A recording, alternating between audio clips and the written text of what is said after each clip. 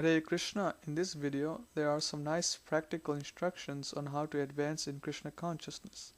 Various topics are covered, starting with initiation by a pure devotee, seriousness about Krishna consciousness, spiritual development, traveling to holy places and chanting and hearing from sadhus, traveling without any fears, family situation, how to engage the senses in the service of the Lord, power of association with the devotees, training in Krishna consciousness, which increases the desire for serving Krishna.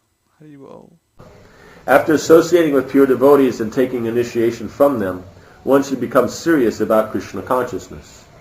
When Krishna kindly removes one's material entanglements, one should devote one's time solely to spiritual development, either by fearlessly traveling or by sitting in a holy place and repeatedly hearing and chanting the holy scriptures.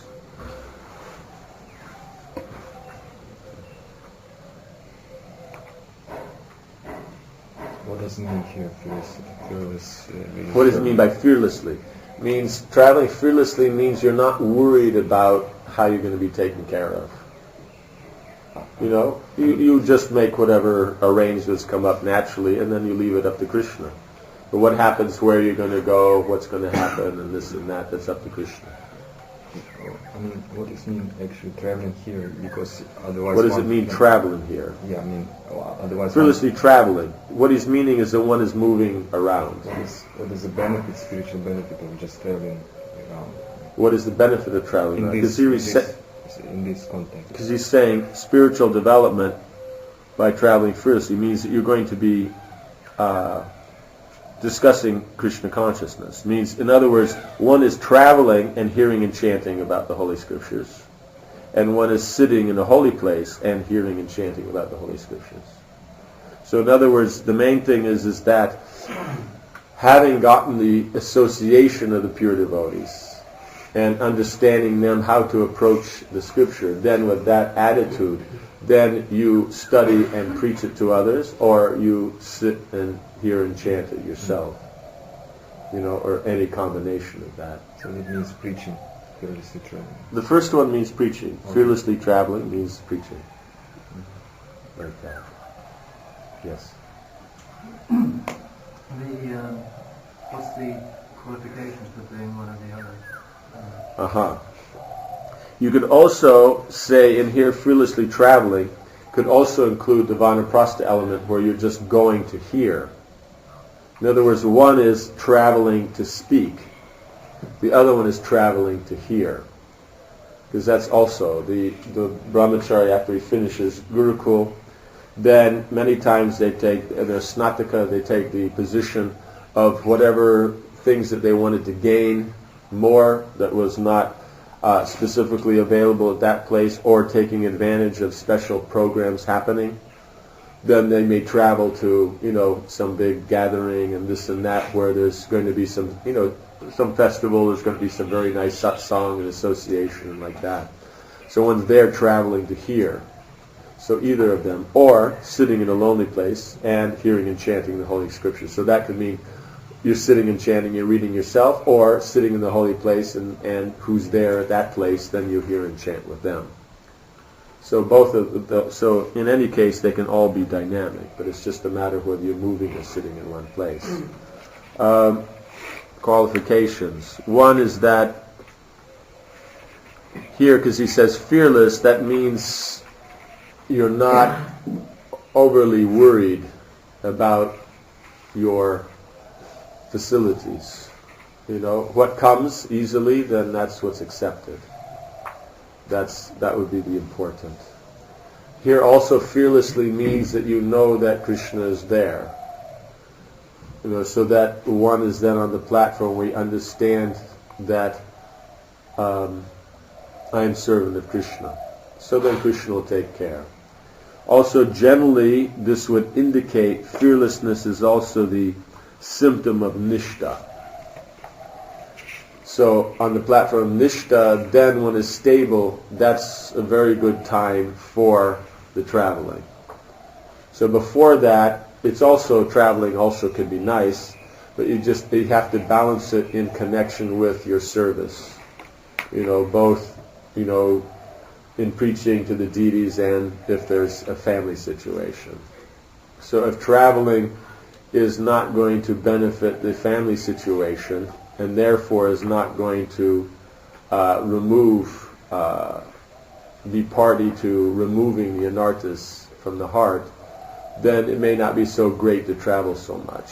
Unless it's going to be something that's very inspiring. You go to a Rath Yatra like this, but if it's just continual, then it may find that the reason one is in family life is because of those needs of that interaction. Being away from them, that interaction's not happening.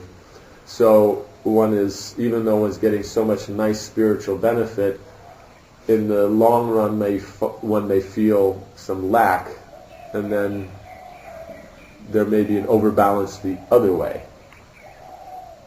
So the idea is that it should be dealt with in such a way that they inspire each other.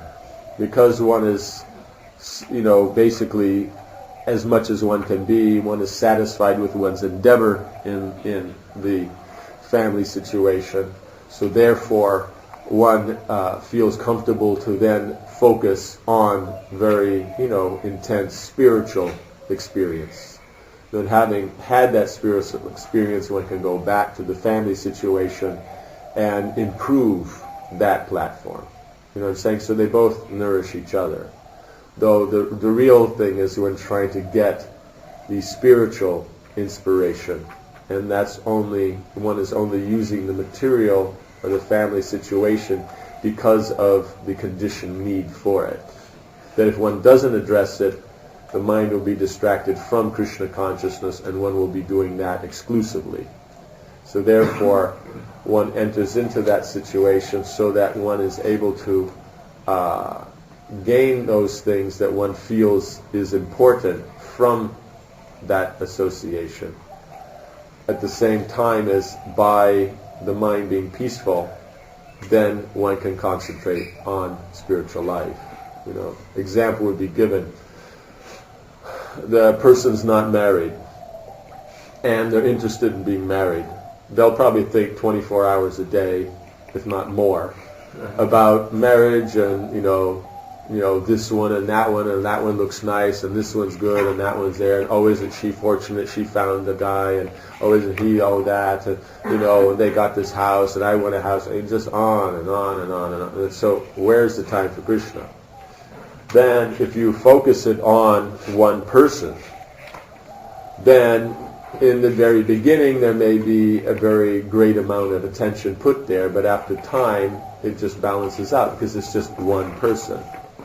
And then all the other times of the day when before one had that one person you would be thinking about a person, you have a person so you don't think about it. So that frees a great amount of the day then for spiritual endeavor. So that's the point.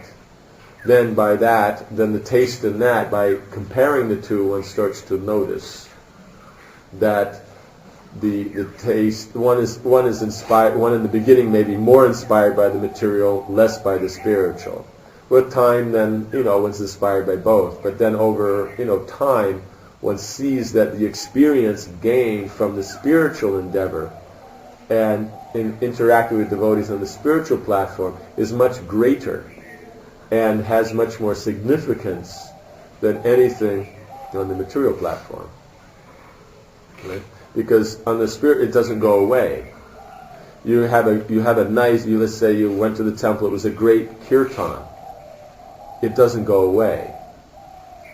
Right? But you had a great time with the person, but then on the material platform, based on material relationship, but then the next time you meet them, they may be distracted by something else or slightly indifferent, that actually in your own mind writes off everything that was good before. Because it's material, it doesn't have any standing, it doesn't have any substance. It's only because it's kind of happening and the illusion's going on, it's being nourished, it has, but as soon as that illusion is broken, it has no meaning. But the spiritual can't be broken because it's eternal. So it has much, so with time one starts to see this, and then one sees that actually the spiritual is the real thing, and engaging in spiritual activities is the real thing. So therefore in the family also the nice thing is just doing spiritual activities. It's not that, oh, it's husband and wife or parent and child or this and that gives the taste. No, you happen to perform spiritual activities with the family members, but it's convenient, you're there together, you have the facility, they like, you like, so then it works great. But the real thing is that relationship on the spiritual platform. That comes with time. Does that make some sense? Okay. Is that okay? Anything else on this first question? So the fearlessness means is one's fixed in devotional service. One is not fearful of that I am servant of Krishna. One's willing to function on that platform. Then traveling becomes useful. If that's not so fixed, then traveling becomes, occasionally when it's favorable. But as a permanent or major aspect of one's life, then in other words, one should create a balance. So, okay. Second answer. Thus, by taking initiation from and serving one's bona fide spiritual masters, and by following the regulative principles and practices of devotional service, one's love of God will gradually progress in its development until it matures beyond the probationary regulative stage. Then by the Lord's causeless mercy, one will be able in ecstasy to directly see and hear Krishna by his mercy. To reach the stage of ecstatic love for Krishna, one should receive training in a temple, perform archana, and there serve Krishna. These practices will naturally increase one's desire to serve more and more. Thus, through intensely hankering for Krishna's service, one will directly experience Krishna's transcendental presence. Even a short period of training in devotional service ultimately, but inevitably, leads to association with Krishna. Whatever devotional service one renders is never lost, but accumulates until it is completely mature. Okay, so we see is by associating with the devotees, you gain the seed of devotional service. That seed is that one wants to serve Krishna, right? One wants to. That's the actual point.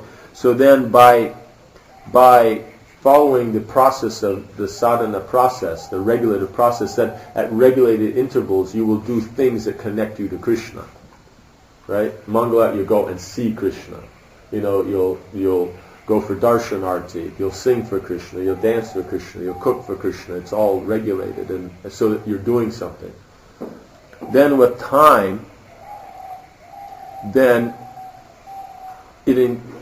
if one maintains good association, then you naturally want to increase that.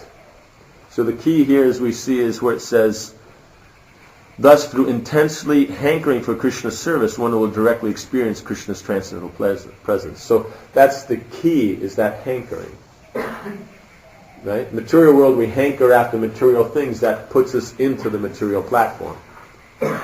So by hankering to serve Krishna, then that will put us on the spiritual platform. It's the same thing, right? Does that make sense? Generally we think some intellectual, that's what Prabhupada said, it's not an intellectual adjustment, it's not this. All it is that we learn to hanker for Krishna. That is what will get us to perfection. So all the activities are simply to put us in contact with devotees and the Lord in such a way that we decide that this is actually what we want. Does that make sense? Yes. This last two words, completely mature. How do you describe that? Completely mature, prema. Prema. Yeah. Yeah, because before that it's still developing.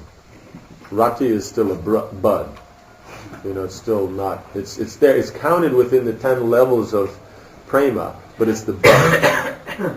But prema is where it opens, right? And then there's all the different levels of experience once it's opened. So in other words, it'll just keep developing. If it's being done and you don't know it's devotional service, it's a gyata sukriti, that stays with you, and it will accumulate, time after time, life after life, until it brings you to the point of shraddha, that you take up the process. Then in the association of devotees you take it, then it will keep increasing until it brings you through the stages of devotional service to prema. And then at that time, that's fully mature. Is that okay? So that's why Maharaj is bringing out the other days the sadhu sangha. That's the most important, is this being together, discussing and trying to appreciate and share one's understandings and realization. That's